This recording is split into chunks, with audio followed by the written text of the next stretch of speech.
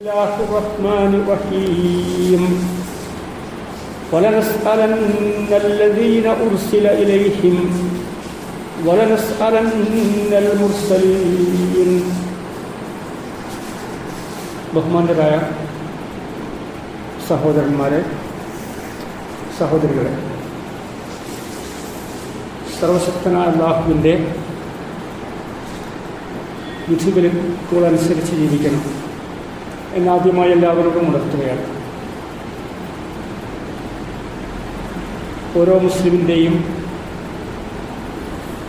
ബാധ്യതയും കടപ്പാടും പ്രധാനമായും രണ്ട് കാര്യങ്ങളാണ്. ഒന്ന്, ഓരോ മനുഷ്യൻ്റെയും മുസ്ലിമിൻ്റെയും ജീവിതരംഗത്തുള്ള സംസ്കരണമാണ്. ജീവിതത്തിൽ പരിശുദ്ധി കൈവരിക്കാനുള്ള പ്രവർത്തനങ്ങൾ വളരെ പ്രധാനമാണ്. അല്ലാഹു പ്രവാചകന്മാരെ നിയോഗിച്ചതിൻ്റെ ഉദ്ദേശം ഖുർആൻ പറയുന്നുണ്ട്. വല്ലദീ ബഅസ ഫിൽ ഉമ്മീന റസൂലൻ മിൻഹും യത്ലൂ അലൈഹിം ആയാതിഹി വയുസക്കീഹിം വയുഅല്ലിമുഹുമുൽ കിതാബ വൽ ഹിക്മ വഇൻ കാനൂ മിൻ ഖബ്ലു ലഫീ ദലാലിൻ മുബീൻ. ഇതിനു മുമ്പ് വ്യക്തമായിട്ടുള്ള വഴികേടിലായിരുന്ന ഒരു സമൂഹത്തെ വിശുദ്ധ ഖുർആൻ ഓതിക്കൊടുക്കുകയും അവരെ അതിൻ്റെ അടിസ്ഥാനത്തിൽ പ്രവാചക തിരുമേനി സല്ലല്ലാഹു അലൈഹി വസല്ലമ ഏറ്റവും നല്ല മാതൃകാപരമായ സമൂഹമായി പരിവർത്തിപ്പിക്കുകയും ചെയ്തു എന്നാണ്. അങ്ങനെ ഇസ്ലാമിൻ്റെ വിശ്വാസ പ്രമാണങ്ങൾ അംഗീകരിക്കുന്ന ആളുകളിൽ രണ്ടാമതായി ഉണ്ടാകേണ്ട ഒരു കാര്യം, അവർ മനസ്സിലാക്കിയിട്ടുള്ള സത്യം മറ്റുള്ള ആളുകൾക്ക് എത്തിച്ചു കൊടുക്കുക എന്നുള്ളതാണ്. ദഅവത്ത് എന്ന് പറയുന്ന, തബ്ലീഗ് പ്രബോധനം എന്ന് പറയുന്ന കാര്യമാണ്. മഹാനായ പ്രവാചക തിരുമേനി സല്ലല്ലാഹു അലൈഹി വസല്ലമ ജീവിച്ചിരുന്ന കാലഘട്ടങ്ങളിൽ അദ്ദേഹം നടത്തിയിട്ടുള്ള ആ സംഘടിതമായിട്ടുള്ള പ്രവർത്തനങ്ങൾ നമ്മുടെ ഈ കാലഘട്ടത്തിലും ആവശ്യമായി വരികയാണ്. ആ ഒരു സംഘബോധമാണ്, സംഘടിതമായിട്ടുള്ള സംവിധാനമാണ് പ്രവാചക തിരുമേനി സല്ലല്ലാഹു അലൈഹി വസല്ലമക്ക് അതിന് നേതൃത്വം നൽകുവാനും അങ്ങനെ നല്ലൊരു മാതൃകാ സമൂഹത്തെ കെട്ടിപ്പടുക്കുവാനും പ്രവാചക തിരുമേനിക്ക് സാധ്യമായിട്ടുള്ളത്. മഹാനായ ഉമർ ഇബ്നു ഖത്താബ് റളിയല്ലാഹുവിൻ്റെ ഒരു വാക്കുണ്ട്. അദ്ദേഹം പറയുന്നുണ്ട്, ലാ ഇസ്ലാമ ഇല്ലാ ബിൽ ജമാഅ. ഒരു ജമാഅത്തില്ലാതെ, ഒരു സംഘടിതമായിട്ടുള്ള പ്രവർത്തനമില്ലാതെ ഇസ്ലാം ഉണ്ടാവുകയില്ല. വലാ ജമാഅത്ത ഇല്ലാ ബിൽ ഇമാറ. ഒരു ജമാഅത്ത് ഉണ്ടാകുമ്പോൾ അതിനൊരു നേതൃത്വം ഉണ്ടാകും. ആ നേതൃത്വമില്ലാതെ ജമാഅത്തില്ല. വലാ ഇമാറത്ത ഇല്ലാ ബിൽ ഇത്വാഅ. നേതൃത്വം ഉണ്ടാകണമെങ്കിൽ ആ നേതൃത്വത്തെ ആളുകൾ അനുസരിക്കുകയും അംഗീകരിക്കുകയും ചെയ്യണം. അങ്ങനെ നേതൃത്വവും അതോടൊപ്പം സംഘടിതമായിട്ടുള്ള പ്രവർത്തനങ്ങളും, അങ്ങനെ ഇസ്ലാമിൻ്റെ ഏറ്റവും ശക്തമായിട്ടുള്ള പ്രബോധന സംരംഭങ്ങളുമാണ് ഈ കാലഘട്ടത്തിലും ഏത് കാലഘട്ടത്തിലും ആവശ്യമായിട്ടുള്ളത്. ഏറ്റവും പ്രധാനപ്പെട്ട ഒരു സമുദായത്തിൻ്റെ മുഖമുദ്ര എന്ന് പറയുന്നത് ഉത്തമ സമുദായം എന്നാണ് ഖുർആൻ വിശേഷിപ്പിച്ചിട്ടുള്ളത്. ഉത്തമ സമുദായത്തിൻ്റെ സവിശേഷതയാകട്ടെ അള്ളാഹു പറയുന്നുണ്ട്, വൽ തകും മിൻകും ഉമ്മത്തുൻ യദ്ഊന ഇലൽ ഖൈർ. ഈ സംഘടിതമായിട്ടുള്ള സമൂഹത്തിൻ്റെയും സമുദായത്തിൻ്റെയും ഏറ്റവും പ്രധാനപ്പെട്ട ഗുണം അവർ ഖൈറായിട്ടുള്ള കാര്യങ്ങളിലേക്ക് ആളുകളെ ക്ഷണിക്കുന്നു എന്നതാണ്.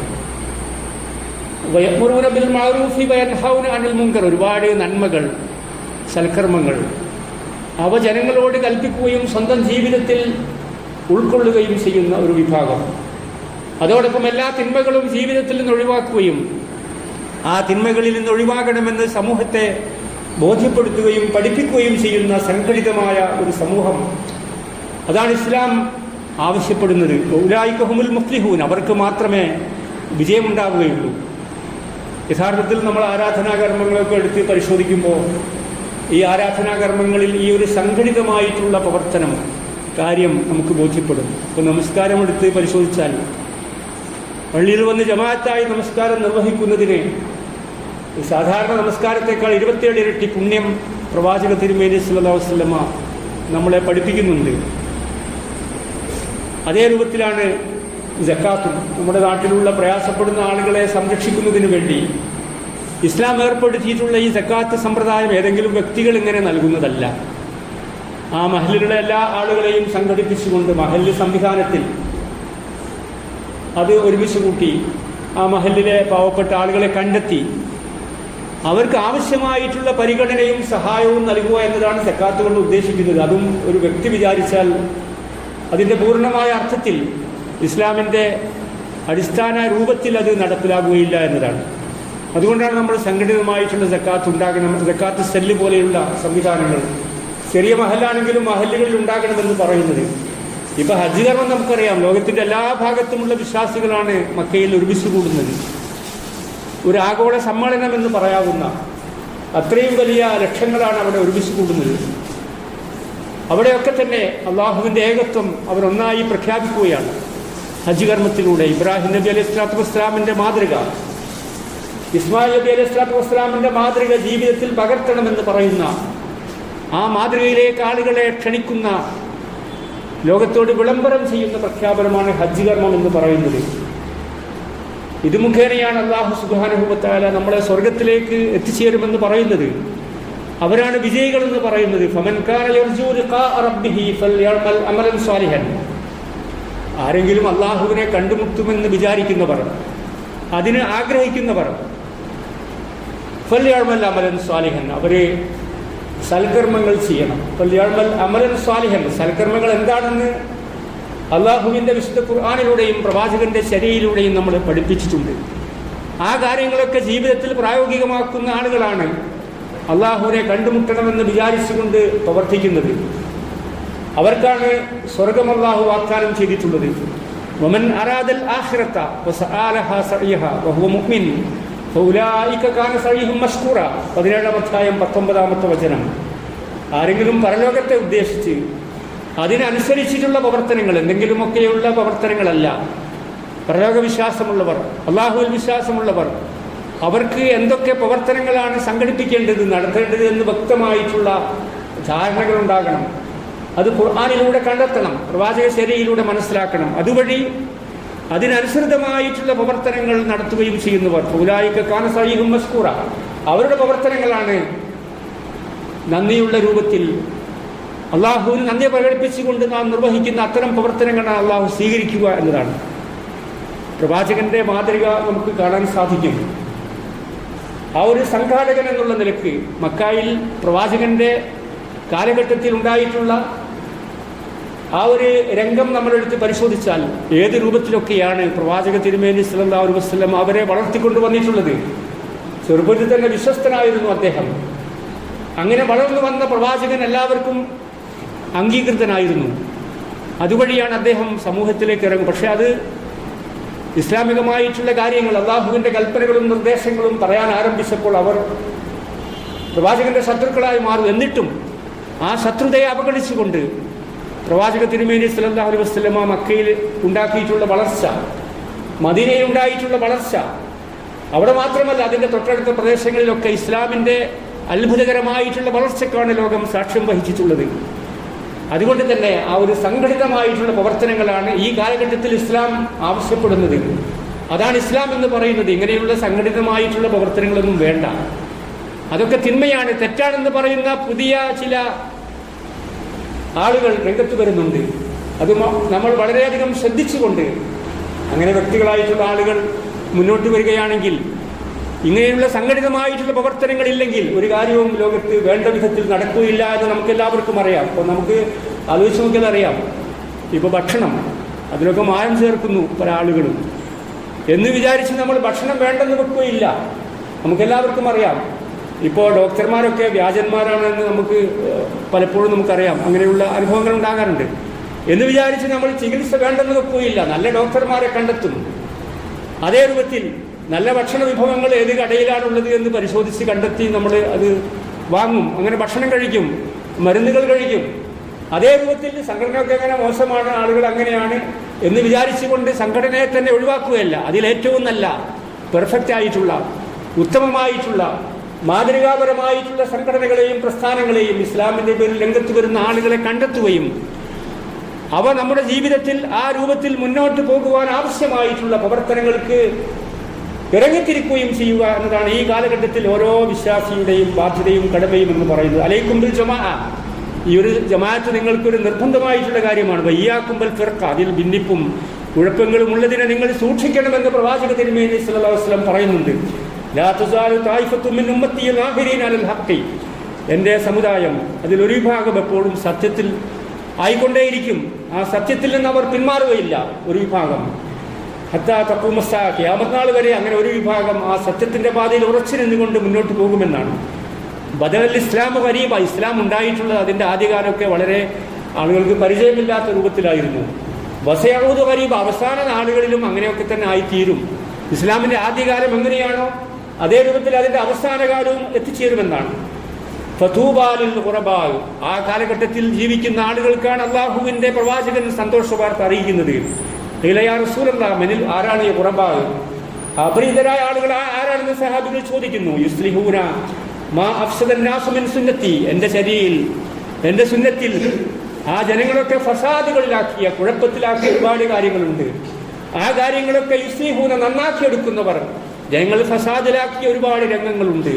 വിശ്വാസ രംഗത്ത് നമുക്കത് കാണാൻ സാധിക്കും, കർമ്മരംഗത്ത് നമുക്കത് കാണാൻ സാധിക്കും, വിവാഹ രംഗത്തും സാമ്പത്തിക രംഗത്തുമെല്ലാം ഫസാദുകളും കുഴപ്പങ്ങളുമാണ്. അഴിമതികളുടെ, സ്വജനപക്ഷപാതത്തിൻ്റെ ഏറ്റവും നിർഭാഗ്യകരമായ സാഹചര്യമാണ് നമ്മുടെ രാജ്യത്താകമാനം വ്യാപിച്ചുകൊണ്ടിരിക്കുന്നത്, പടർന്നു പന്തലിക്കുന്നത്. ആർക്കും ആരെയും വിശ്വാസമില്ലാത്ത രൂപത്തിൽ ഭരണാധികാരികളും അല്ലാത്തവരുമെല്ലാം എത്തിപ്പെടുന്ന ഏറ്റവും നിർണായകമായ പ്രതിസന്ധികളിലൂടെയാണ് നമ്മുടെ രാജ്യം കടന്നു പോകുന്നത്. ഇവിടെയാണ് പ്രവാചക തിരുമേനി സ്വല്ലല്ലാഹു അലൈഹി വസല്ലം പറയുന്നത്, ഇസ്ലാമിൻ്റെ സന്ദേശമെന്ന് പറയുന്നത് വിശ്വാസരംഗമാണ്. ആ വിശ്വാസരംഗത്ത് അങ്ങേയറ്റത്തെ ജീർണതകൾ പടർന്ന് പന്തലിക്കുകയാണ്. പ്രവാചകന്മാരുടെ അനന്തരാവകാശികൾ എന്ന് പറയുന്ന പണ്ഡിതന്മാരും നേതാക്കന്മാരുമെല്ലാം യഥാർത്ഥ വിശ്വാസത്തിന് പകരമായി അന്ധവിശ്വാസങ്ങളെയും അനാചാരങ്ങളെയും, അതാണ് മതത്തിൻ്റെ അടിസ്ഥാനമെന്ന് തെറ്റിദ്ധരിപ്പിച്ച് മുന്നോട്ട് പോകുന്ന രൂപത്തിലൂടെയാണ് മുന്നോട്ട് പോകുന്നത്. ഇസ്ലാമിൻ്റെ അനുഷ്ഠാനങ്ങളെപ്പറ്റി നമുക്കറിയാം. പ്രവാചക തിരുമേനി സ്വല്ലല്ലാഹു അലൈഹി വസല്ലം നമ്മളെ പഠിപ്പിച്ചിട്ടുള്ള ദീനിയായിട്ടുള്ള കാര്യങ്ങളിൽ പ്രവാചകൻ നമ്മളെ ബോധ്യപ്പെടുത്തിയിട്ടുള്ള കാര്യങ്ങളാണ്. അതുമായിട്ടാണ് നമ്മൾ മുന്നോട്ട് പോകേണ്ടത്. എന്നാൽ അതിന് പകരമായി, അള്ളാഹുവിൻ്റെ കൽപ്പനകൾക്ക് പകരം, പ്രവാചകന്റെ നിർദ്ദേശങ്ങൾക്ക് പകരമായി പുതിയ പുതിയ ആചാരങ്ങളും സമ്പ്രദായങ്ങളും മതത്തിൽ കടത്തിക്കൂട്ടി, അതാണ് മതമെന്ന് സാധാരണക്കാരെ തെറ്റിദ്ധരിപ്പിച്ച് മുന്നോട്ട് പോകുന്ന ഏറ്റവും പ്രയാസകരമായിട്ടുള്ള സാഹചര്യമുണ്ട്. അവിടെ പ്രവാചകന്റെ സുന്നത്തുകളെ ഉയർത്തെഴുന്നേൽപ്പിക്കുകയും അതിനുവേണ്ടി ജീവിതത്തിൽ സമയം ചെലവഴിക്കുകയും അതിനുവേണ്ടി സമ്പത്ത് ചെലവഴിക്കുകയും ചെയ്യുന്ന ആളുകളാണ് അള്ളാഹുവിൻ്റെ പ്രവാചകന്റെ യഥാർത്ഥ ആശംസകൾക്കും അഭിവാദനങ്ങൾക്കും വിധേയമായിട്ടുള്ളത് എന്ന് ഓരോ വിശ്വാസിയും മനസ്സിലാക്കേണ്ടതുണ്ട്. വിശ്വാസരംഗത്തുള്ള കാര്യങ്ങളിൽ നമുക്ക് ഇസ്ലാഹ് ഉണ്ടാക്കണം, അവിടെ നന്മയുണ്ടാക്കണം, അത് മാറ്റിയെടുക്കണം. അതേ രൂപത്തിൽ കർമ്മരംഗത്തും വിവാഹരംഗത്തും നമുക്കറിയാം ഒരുപാട് അപാകതകൾ, ഒരുപാട് ഫസാദുകൾ ഇങ്ങനെ വർദ്ധിച്ചു വരികയാണ്. സാമ്പത്തിക രംഗത്ത് നമുക്ക് എല്ലാവർക്കും അറിയാം, ആ രൂപത്തിൽ നമ്മുടെ ഭരണാധികാരികളും അല്ലാത്തവരുമെല്ലാം അഴിമതികളിൽ മുങ്ങിക്കുളിച്ച, എന്താണ് ഭരണാധികാരമെന്ന് മനസ്സിലാക്കാൻ സാധിക്കാത്ത രൂപത്തിലുള്ള ആളുകളെ കൊള്ളയടിക്കുന്ന രൂപത്തിലേക്ക് മാറുകയാണ്. ഇവിടെയാണ് ഇസ്ലാമിക പ്രബോധനം കൂടുതൽ ശക്തമായി രംഗത്ത് വരേണ്ട സന്ദർഭമാണെന്ന് നാം പറയുന്നത്. എല്ലാ രംഗത്തും ഈ കാര്യങ്ങൾ നമുക്ക് നിർവഹിക്കാനുണ്ട്. ഇപ്പോൾ ഒരു പ്രബോധനം എന്ന് പറയുന്നത് വെറും പള്ളികളിൽ വന്ന് കാര്യങ്ങൾ ചെയ്യുക മാത്രമല്ല, അതോടൊപ്പം സാമൂഹ്യക്ഷേമ പ്രവർത്തനങ്ങൾ സംഘടിപ്പിക്കേണ്ടതുണ്ട്. ആളുകൾക്ക് പ്രയാസകരമായിട്ടുള്ള, നമ്മുടെ അടുത്തുള്ള കെയർ ഹോമിനെ പോലെയുള്ള സ്ഥാപനങ്ങൾക്ക് ആവശ്യമായിട്ടുള്ള എല്ലാ സഹായങ്ങളും നൽകുവാൻ നമുക്ക് സാധ്യമാവേണ്ടതുണ്ട്. പിന്നെ വിദ്യാഭ്യാസ രംഗത്ത് കുട്ടികളുടെ മതപരമായിട്ടുള്ള വിദ്യാഭ്യാസം, സ്കൂളുകളിലെ വിദ്യാഭ്യാസം എല്ലാം ഏറ്റവും ഭംഗിയായി നിർവഹിക്കുവാൻ നമുക്ക് സാധിക്കേണ്ടതുണ്ട്. അതിനൊക്കെ തന്നെ നമുക്ക് ഒന്നായി ചേർന്നുകൊണ്ടുള്ള ഒരു അള്ളാഹുവിലുള്ള വിശ്വാസം അരക്കിട്ടുറപ്പിച്ചുകൊണ്ട് നമ്മുടെ പള്ളികളും മദ്രസകളും നമ്മുടെ ക്ലാസ്സുകളും അവയെല്ലാം പരസ്പരം സ്നേഹിക്കുകയും ഇഷ്ടപ്പെടുകയും ചെയ്തുകൊണ്ട് ആളുകളെ ഇങ്ങോട്ട് ആകർഷിക്കത്തക്ക വിധത്തിലുള്ള പ്രവർത്തനങ്ങൾക്കാണ്, പരിപാടികൾക്കാണ് നമ്മൾ നേതൃത്വം. അതിന് നമുക്ക് നല്ല നേതൃത്വം ഉണ്ടാകണം. പ്രവാചക തിരുമേനി സ്വല്ലല്ലാഹു അലൈഹി വസല്ലമയെ പറ്റി പറയുന്നുണ്ട്, ഇരുമ്പ് കാന്തത്തിലേക്ക് എങ്ങനെയാണോ ആകർഷിക്കാറുള്ളത് അതേ രൂപത്തിൽ പ്രവാചകനിലേക്ക് സഹാബികൾ എങ്ങനെയാണ് ആകർഷിച്ചിട്ടുള്ളത്. അറുത്ത് മുറിച്ച് മാറ്റാൻ കഴിയാത്ത വിധത്തിലുള്ള ബന്ധങ്ങളാണ് പ്രവാചക തിരുമേനിയുമായി സഹാബികൾക്കുണ്ടായിരുന്നത്. യുദ്ധവേളകളിൽ പോലും പ്രവാചകന്റെ ശരീരത്തിലേക്ക് വരുന്ന അമ്പുകളെ സ്വന്തം ശരീരം ഉപയോഗിച്ച് തടുക്കുവാൻ സാധിക്കുന്ന വിധത്തിൽ പ്രതിരോധിക്കുവാൻ സന്നദ്ധമാകുന്ന സഹാബികളാണ് അന്നുണ്ടായിരുന്നത്. ആ രൂപത്തിൽ പ്രവാചക സ്നേഹത്തിന്റെ അറുത്ത് മുറിച്ച് മാറ്റാൻ കഴിയാത്ത വിധത്തിലുള്ള ബന്ധത്തിന്റെ ഊഷ്മളതയാണ് മുസ്ലിം സമുദായത്തിന് മുന്നോട്ട് പോകുവാൻ പ്രചോദനം നൽകിയിട്ടുള്ളത്. മഹാനായിട്ടുള്ള അബൂബക്കർ സിദ്ദീഖ് റളിയല്ലാഹുവിനെ പറ്റി പറയുന്നുണ്ട്, അദ്ദേഹത്തിന്റെ ഭരണകാലമാണ്. മദീനയ്ക്ക് പുറത്തേക്ക് ഒരു യാത്ര പോവുകയാണ്. അതിന് നേതാവ് ഉസാമത്ത് ബിൻ സെയ്ദ് റളിയല്ലാഹു അൻഹു ആണ്. അദ്ദേഹം കുതിരപ്പുറത്താണ്, ഭരണാധികാരി നടന്നു പോവുകയാണ്, ഖലീഫ കാൽനടയായി പോകുന്നു, അതിൻ്റെ നേതാവ് ഉസാമത്ത് ബിൻ സൈദ് റളിയല്ലാഹു അൻഹു കുതിരപ്പുറത്ത് പോകുന്നു. അപ്പോൾ അദ്ദേഹത്തിന് ലജ്ജ തോന്നുന്നു. എന്നിട്ട് അബൂബക്കർ സിദ്ദീഖിനോട് പറയുന്നുണ്ട്, താങ്കൾ ഇതിൽ കുതിരപ്പുറത്ത് കയറുക. വല്ലാഹി, അബൂബക്കർ സിദ്ദീഖ് പറയുന്നുണ്ട്, വല്ലാഹി അല്ലാഹുവാണ് സത്യം, താങ്കളെ അതിൽ നിന്ന് കുതിരപ്പുറത്ത് നിന്ന് നിറക്കുന്ന പ്രശ്നമില്ല. ഈ അബൂബക്കർ ആ കുതിരപ്പുറത്ത് കയറുന്ന പ്രശ്നവുമില്ല. ഈ അബൂബക്കറിൻ്റെ ശരീരത്തിൽ അല്പം മണ്ണ് പതിയട്ടെ, കുറച്ച് വേദനകളും പ്രയാസങ്ങളും അനുഭവിക്കട്ടെ.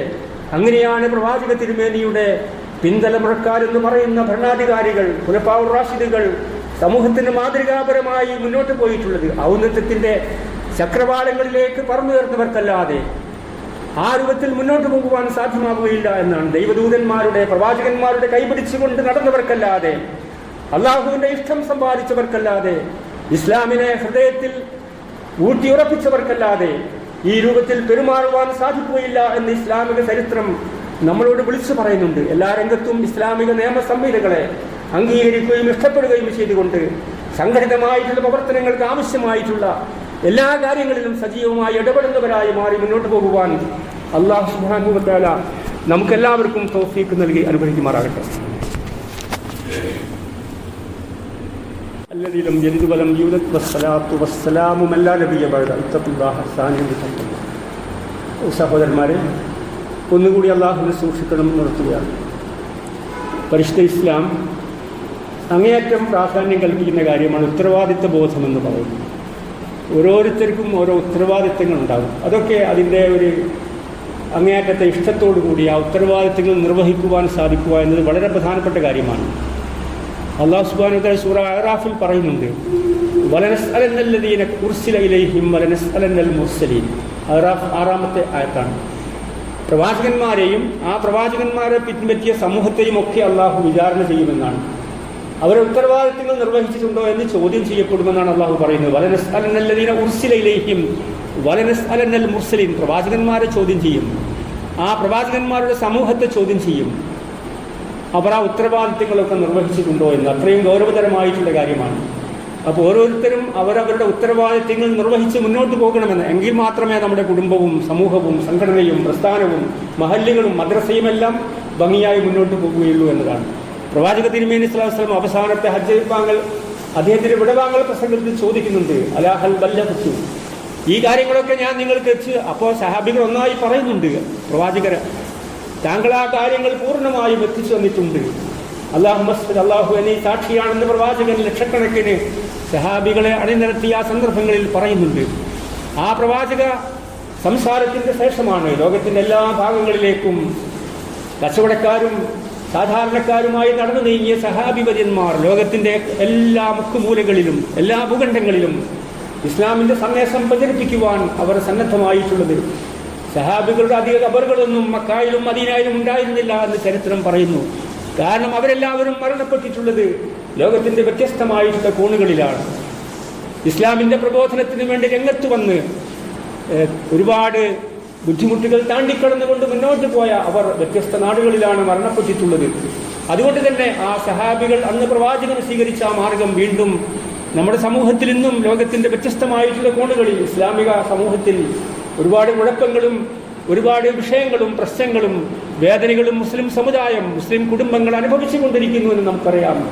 അന്താരാഷ്ട്ര വേദികളിൽ നമുക്കത് കാണാം. നമ്മുടെ രാജ്യത്തും ആ രൂപത്തിലുള്ള മുസ്ലിമായി എന്നതുകൊണ്ട് കുഴപ്പത്തിലും ബുദ്ധിമുട്ടിലും അകപ്പെടുന്ന നിരവധി വ്യക്തികളും കുടുംബങ്ങളും നമ്മുടെ രാജ്യത്തുണ്ട്. നമ്മുടെ സ്വാതന്ത്ര്യം ഉപയോഗപ്പെടുത്തി ഇസ്ലാമിൻ്റെ സന്ദേശം പ്രചരിപ്പിക്കുവാൻ നമുക്ക് ബാധ്യതയുണ്ട് എന്ന് എന്നാലും നമ്മൾ മനസ്സിലാക്കുകയും അതിനനുസരിച്ച് മുന്നോട്ട് പോവുകയും ചെയ്യണമെന്നതാണ്.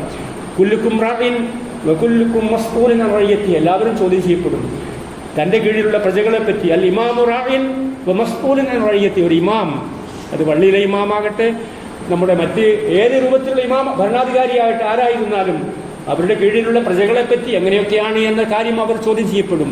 ഇന്ന് ഭരണാധികാരികളും പ്രജകളുമൊക്കെ എങ്ങനെയാണ് എന്ന കാര്യത്തെപ്പറ്റി നമ്മുടെ സംസ്ഥാനത്തും ഇന്ത്യയിലുമൊക്കെ നമ്മൾ നോക്കിയാൽ ആളുകൾക്ക് ആവശ്യമായിട്ടുള്ള പരിഗണനകൾ നൽകുന്നതിലപ്പുറം അഴിമതികളുടെ സ്വജനപക്ഷപാതത്തിൻ്റെ വിഴുപ്പലക്കുന്ന വിധത്തിൽ നമ്മുടെ രാജ്യത്തുള്ള എല്ലാ ആളുകളും മാറിപ്പോവുകയാണ്. ഇവിടെയാണ് ഇസ്ലാം ഉയർത്തിപ്പിടിക്കുന്ന നീതിപൂർവകമായിട്ടുള്ള സമീപനങ്ങൾ വളർത്തിയെടുക്കുവാൻ നമ്മുടെ പ്രവർത്തനങ്ങൾക്ക് സാധ്യമാവേണ്ടത്. വൽ മർഅതു റാഇയത്തുൻ ഫീ ബൈതി സൗജിഹാ, സ്ത്രീകൾക്കും ഉത്തരവാദിത്തമുണ്ട്. അവരുടെ വീട്ടിലുള്ള കാര്യങ്ങളൊക്കെ നിയന്ത്രിക്കുക അവരാണ്. ആ കാര്യങ്ങൾ, മക്കളുടെ കാര്യം, അങ്ങനെ എല്ലാ കാര്യങ്ങളും ശ്രദ്ധിക്കുന്നില്ലേ എന്ന കാര്യം അവർ ചോദ്യം ചെയ്യപ്പെടും. പുരുഷൻ ആ കുടുംബത്തെ പറ്റി ചോദ്യം ചെയ്യപ്പെടും. വൽ ഖാദിം റാഇൻ ഫീ മാലി സയ്യിദിഹി, യജമാനന്റെ കീഴിലുള്ള സമ്പത്തിനെ പറ്റി അത് നോക്കുന്ന ഭൃത്യൻ പോലും ചോദ്യം ചെയ്യപ്പെടുമെന്നാണ്. എല്ലാവരും പരസ്പരം ചോദ്യം ചെയ്യപ്പെടും. വകുല്ലുക്കും റാഇൻ വമസ്ഊലുൻ അൻ റഇയത്തി, എല്ലാവരും ചോദ്യം ചെയ്യപ്പെടും. അതുകൊണ്ട് ഇപ്പോൾ ഒരു അധ്യാപകരെ സംബന്ധിച്ചിടത്തോളം ആ കുട്ടികളെ പഠിപ്പിക്കുക എന്നതാണ് ബാധ്യത. ആ ഉത്തരവാദിത്തങ്ങൾ നിർവഹിക്കുന്നുണ്ടോ എന്നാണ്. അതേ രൂപത്തിൽ വീട്ടിലെല്ലാവരും, ഭരണാധികാരികൾ, അങ്ങനെ എല്ലാവരും പരസ്പരം ഉത്തരവാദിത്തങ്ങൾ നിർവഹിക്കുന്നവരായി മാറുക എന്നതാണ് ഇസ്ലാം ആവശ്യപ്പെടുന്നത്. മഹാനായിട്ടുള്ള ഖലീഫ ഉമർ ഇബ്നുൽ ഖത്താബിന്റെ ചരിത്രമുണ്ട്. അദ്ദേഹം ഭരണം ഏറ്റെടുത്തു. അദ്ദേഹത്തിന് ഉറക്കം ഒരു തടസ്സമായി മാറിയെന്നാണ്. നമ്മുടെ നാട്ടിലെ ആളുകളൊക്കെ ഭരണം കിട്ടിയാൽ പിന്നെ അതിന് മുമ്പ് ഉറങ്ങൂല, ഭരണം കിട്ടിയാൽ പിന്നെ ഉറക്കിലാണ്. നേരെ മറിച്ച് ഉമർ ഇബ്നുൽ ഖത്താബ് എന്ന ചരിത്രം പറയുന്നത്, അദ്ദേഹം ഈ ഭരണം കിട്ടിയ സമയത്ത് പിന്നെ അദ്ദേഹത്തിന് ഉറങ്ങാൻ സാധിക്കുന്നില്ല. അദ്ദേഹത്തിന് അദ്ദേഹം ഓരോ പ്രദേശങ്ങളിലേക്കും ഓരോ ചെറിയ പ്രാദേശിക തലങ്ങളിലേക്കും സഞ്ചരിക്കുകയും ആളുകളുടെ, ജനങ്ങളുടെ പ്രശ്നങ്ങൾ എങ്ങനെയൊക്കെയാണെന്ന് മനസ്സിലാക്കുകയും ചെയ്തിരുന്നു എന്ന് നമുക്ക് വ്യക്തമായി അദ്ദേഹത്തിന്റെ ചരിത്രത്തിൽ നിന്ന് മനസ്സിലാക്കാൻ സാധിക്കും. അദ്ദേഹത്തിന്റെ ഭൃത്യൻ അസ്ലമുമായിട്ടായിരുന്നു അദ്ദേഹം സഞ്ചരിച്ചിരുന്നത്. പല സന്ദർഭങ്ങളിലും ആ ചരിത്രങ്ങൾ നമുക്ക് എല്ലാവർക്കും അറിയാം. വീട്ടിൽ പോയപ്പോൾ അവിടെ ഒരു പാൽക്കാരിയുടെ മകളും ഉമ്മയും തമ്മിലുള്ള സംഭാഷണമുണ്ട്. പാലിൽ വെള്ളം ചേർക്കണമെന്ന് പറയുന്നു. മകള് പറയുന്നത് ഞാൻ വെള്ളം ചേർക്കുകയില്ല എന്നാണ്. ഖലീഫ നമ്മളെ കാണുകയില്ല എന്ന് പറയുന്നു. പക്ഷേ ഖലീഫയെയും നമ്മളെയും ഒക്കെ സൃഷ്ടിച്ച പ്രപഞ്ച സൃഷ്ടാവായ അള്ളാഹു നമ്മളെ കാണുമെന്ന് ആ ചെറിയ പെൺകുട്ടി പറയുന്നുണ്ട്. ഉമർ ഇബ്നുൽ ഖത്താബ് അത് കേൾക്കുന്നു. വീട്ടിലേക്ക് പോയി തന്റെ മകനോട് അദ്ദേഹം അന്വേഷിക്കുന്നു, താങ്കൾക്ക് ഒരു നല്ല അള്ളാഹുവിനെ ഭയപ്പെടുന്ന ഒരു പെൺകുട്ടിയെ വിവാഹം കഴിക്കാൻ ആഗ്രഹമുണ്ടോ എന്ന് ചോദിക്കുന്നു.